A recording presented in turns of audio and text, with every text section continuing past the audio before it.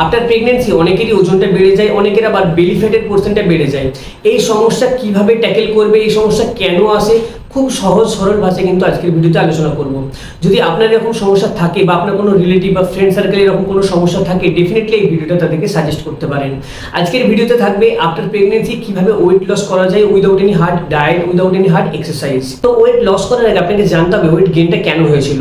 After pregnancy বা বাচ্চা হওয়ার পরে সবথেকে ওয়েট গেইনের মেন রিজন হয় হরমোনাল ইমব্যালেন্স। একটা মহিলার দেহে এই সময় কিন্তু অনেক হরমোন বেড়ে যায়, আবার অনেক হরমোনের কিন্তু ক্র্যাশ দেখা যায়, যার জন্য কিন্তু যে ব্যালেন্সটা থাকা প্রয়োজন সেই ব্যালেন্সটা তারা হারিয়ে ফেলে। যার জন্য ছোট্ট ছোট্ট জিনিসগুলো তাদের কাছে কিন্তু পাহাড় রূপ একটা সমস্যা ক্রিয়েট করতে পারে। যেমন ইস্ট্রোজেন এবং প্রোজেস্টেরন হরমোন কিন্তু এই সময় কমে যায়, যার জন্য মেটাবলিজম স্লো হয়ে যায়। এবং যখন আপনার শরীরের মেটাবলিজম স্লো হয়ে যাবে, ক্যালোরি বার্নের পাওয়ারও কিন্তু আপনার আস্তে আস্তে স্লো হয়ে যাবে। সেই ক্ষেত্রে কিন্তু আপনার ওভারওয়েটের সমস্যা দেখা দিতে পারে। এরপর হচ্ছে স্ট্রেস এবং কর্টিসল হরমোন। কর্টিসল হরমোনটাকে কিন্তু স্ট্রেস হরমোনও বলা হয়। যখন কোনো মহিলা স্ট্রেস বেশি নেয় তখন কিন্তু এই হরমোন রিলিজ হয়, এই কর্টিসল হরমোন। এই কর্টিসল হরমোনে কিন্তু অনেকটা প্রভাব মানব দেহে রয়েছে এবং আফটার প্রেগনেন্সি কিন্তু এটার প্রভাব আরও বেড়ে যায়। কারণ এই কর্টিসল হরমোন হিউম্যান বডিতে ব্লাড যে সার্কুলেট হয় তার মাত্রা নির্ধারণ করতে কিন্তু সাহায্য করে হার্টকে। তাছাড়াও কিন্তু স্লিপ এই কর্টিসল হরমোনের উপর ডিপেন্ড করে। যদি কর্টিসল হরমোন আপনার বেশি থাকে বা স্ট্রেস আপনার বেশি থাকে, সেই ক্ষেত্রে কিন্তু ঘুমেও প্রভাব পড়তে পারে এবং সেখান থেকে হরমোনাল ইমব্যালেন্স আসতে পারে, সেখান থেকেও ওভারওয়েট হতে পারে। তো আপনাকে মাথায় রাখতে হবে স্ট্রেস যেন কম হয়। আমি ডিটেলস আলোচনা করব কিভাবে এই হরমোনাল ইমব্যালেন্সগুলোকে ট্যাকেল করা যায়। তবে তার আগে 3 নম্বর রিজন, যেটা হচ্ছে lack of sleep. After pregnancy একটা মা কিন্তু তার বাচ্চার দেখাশোনা করতে গিয়ে নিজের খেয়াল রাখতে পারে না, তার জন্য তার ঘুম হয় না। যেখানে 6.5 থেকে 7 ঘন্টা মিনিমাম তার ঘুমের প্রয়োজন, সেখানে কিন্তু সে সেটা পায় না। কারণ বেশিরভাগ বাচ্চাই দেখা যায় যে রাত্রিবেলা তারা জেগে থাকে। অনেক বাচ্চা হয় দিনের বেলা তারা সারাদিন ঘুমায়, কিন্তু মাকে তো সারাদিনের কাজটা করতে হয়। দেখা গেল নিউ মাদার, সে সারাদিনের কাজ শেষ করে যখন ঘুমোতে যাচ্ছে, তার বাচ্চা তখন খেলার জন্য রেডি। তো এই ধরনের রিজনগুলোর জন্য কিন্তু অনেক ক্ষেত্রে ল্যাক অফ স্লিপ দেখা যায়, যেখান থেকে স্ট্রেস বৃদ্ধি পায় এবং সেই ক্ষেত্রে হরমোনাল ইমব্যালেন্স কিন্তু আরও বুস্ট হয়ে যায়, যার ফলে ওয়েট গেইন দেখা যায়। এবং কিছু কিছু ক্ষেত্রে থাইরয়েডের সমস্যাও কিন্তু আসে। আফটার প্রেগনেন্সি অনেকের থাইরয়েড ধরা পড়ে এবং যার জন্য কিন্তু ওভারওয়েট সমস্যা আসতে পারে। তো এই যে সমস্যাগুলো আমি বললাম বা যে রিজনগুলো আমি বললাম ওভারওয়েট হয়ে যাওয়ার বা ওয়েট গেইন হয়ে যাওয়ার, সেগুলোকে কিন্তু একটা পদ্ধতিতেই কমানো সম্ভব, যেটা হচ্ছে একটা ব্যালেন্স ডায়েট আপনার লাইফস্টাইলে অ্যাড অন করে দেওয়া। কারণ একটা নিউ মাদার হিসেবে আপনি না হার্ড ডায়েট করতে পারবেন, না হার্ড এক্সারসাইজ করতে পারবেন। আপনার অনেক কিছু রেস্ট্রিকশন থাকে, প্লাস বাচ্চাটাকেও আপনাকে দেখতে হবে। ব্রেস্ট ফিডিং যদি করানো হয়, সেক্ষেত্রে কিন্তু হার্ড ডায়েটিং একদমই অ্যালাউ করা যাবে না। তো সেই ক্ষেত্রে কিন্তু একটাই অপশন থাকে, সেটা হচ্ছে ব্যালেন্স ডায়েট। আপনি কিভাবে আপনার হরমোনাল ইমব্যালেন্সগুলোকে কাটিল করবেন? সবথেকে প্রথমে প্রোটিন ইনটেক আপনাকে বাড়াতে হবে। সবথেকে মেন যেটা ভাইটাল পয়েন্ট, সেটা হচ্ছে প্রোটিন ইনটেক। এই মুভমেন্টে দাঁড়িয়ে প্রোটিন ইনটেক কিন্তু আপনাকে বাড়াতে হবে। আপনার ডেলিকাল লাইফস্টাইলে আপনাকে এমন খাবার দাবার অ্যাড অন করতে হবে যার মধ্যে কিন্তু হাই প্রোটিন পাওয়া যায়, যেমন ডিম, ডাল, ছোলা বা আদার্স যে প্রোটিন জাতীয় খাবারগুলো রয়েছে সেগুলোকে কিন্তু অ্যাড অন করে দিতে হবে। আর একটা যে কমপ্লেক্স কার্ব কিন্তু আপনার শরীরে ভাইটাল রোল প্লে করে। কারণ কার্ব বার্ন হতে বা ডাইজেস্ট হতে সব থেকে বেশি সময় লাগে। অর্থাৎ শরীরে যখন নির্দিষ্ট পরিমাণে বা বেশি পরিমাণে কার্ব যাবে, সেটা কিন্তু ডাইজেস্ট হতে বা বার্ন হতে ততটাই সময় লাগবে। এর ফলে খিদে কম পাবে। আফটার প্রেগনেন্সি গ্রিলিন হরমোন কিন্তু হিউম্যান বডিতে বেড়ে যায়, যেটা হচ্ছে খিদে জাগায়। আবার লেপটিন হরমোন কমে যায়, যেটা হচ্ছে অনুভূতি জাগায় যে আপনাকে কতটা পরিমাণে খেতে হবে। আপনার যখন পেট ভর্তি হয়ে যায় যে আমি আর খাবো না বা খেতে পারবো না, এই অনুভূতিটা ব্রেনকে জাগায়, সেটা হচ্ছে লেপটিন হরমোন। আফটার প্রেগনেন্সি কিন্তু এটা অনেকটা কমে যায়। আর উল্টো দিকে গ্রিলিন হরমোন বেড়ে যায়, যেটা হচ্ছে খিদে বাড়ায়।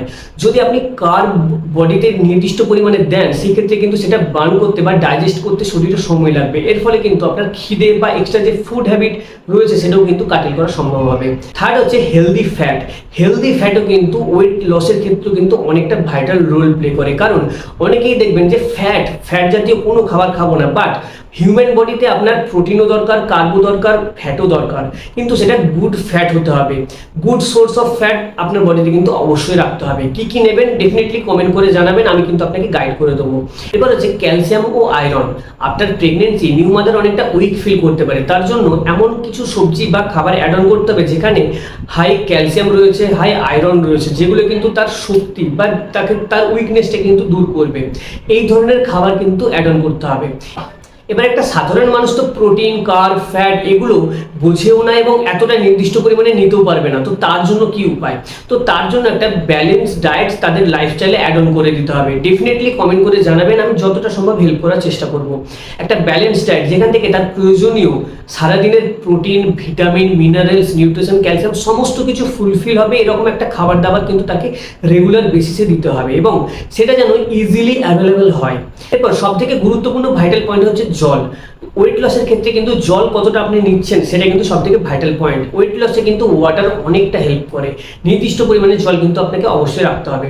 3 থেকে 4 লিটার কিন্তু জল অবশ্যই খাওয়া উচিত, যদিও এটা হাইট অনুযায়ী, ওয়েট অনুযায়ী কিন্তু সবার জন্য আলাদা।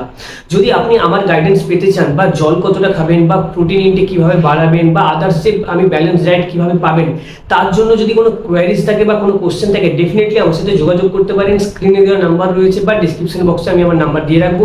ডেফিনেটলি আমার সাথে হোয়াটসঅ্যাপে কন্ট্যাক্ট করে নিতে পারেন। আমি আপনাকে গাইড করবো কিভাবে আপনি বাড়ির নর্মাল ফুড হ্যাবিটের মাধ্যমেও একটা ব্যালেন্স ডায়েট অ্যারেঞ্জ করতে পারবেন এবং সেখান থেকে আপনার অতিরিক্ত ওজনটা কমিয়ে আপনি আপনার আইডিয়াল ওয়েটে পৌঁছাতে পারবেন।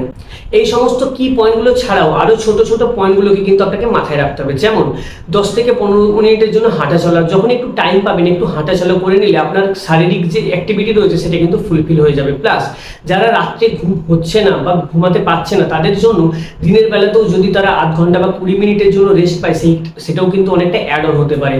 তো এই পয়েন্টটাকেও কিন্তু আপনাকে মাথায় রাখতে হবে। যদি ব্রেস্ট ফিডিং হয় সেক্ষেত্রে কিন্তু সেই মহিলার 450 থেকে 500 ক্যালোরি এক্সট্রা রাখতে হবে তার ডায়েট চার্টে, এটা কিন্তু অবশ্যই মাথায় রাখবেন। যদি সেই বাচ্চাকে সে খাওয়ায় সেই ক্ষেত্রে কিন্তু তাকে এক্সট্রা ক্যালোরি তার শরীরে দিতে হবে, তবেই সে সেই বাচ্চাটাকে নির্দিষ্ট পরিমাণে পুষ্টিটা দিতে পারবে, এটা কিন্তু অবশ্যই মাথায় রাখবেন। তো যদি আপনি অন্য কোনো কোচেসের আন্ডারে বা অন্য কোনো ডায়েটিশিয়ানের আন্ডারে থাকেন, ডেফিনেটলি তাকে কিন্তু এই ডাটাটা বা এই ডিটেলসটা শেয়ার করবেন যে আপনি আপনার বাচ্চাকে খাওয়াচ্ছেন কিনা, ব্রেস্ট ফিডিং করছেন কিনা। তার উপর কিন্তু অনেকটা ডিপেন্ড করবে ক্যালোরি ম্যানেজমেন্ট। ওভারঅল কিন্তু সবাই ক্যালোরি ম্যানেজমেন্টের মাধ্যমে ওয়েট লস করে। পৃথিবীতে কিন্তু একটাই প্রসেস রয়েছে ওয়েট লস করার, যেটা হচ্ছে ক্যালোরি ম্যানেজমেন্ট।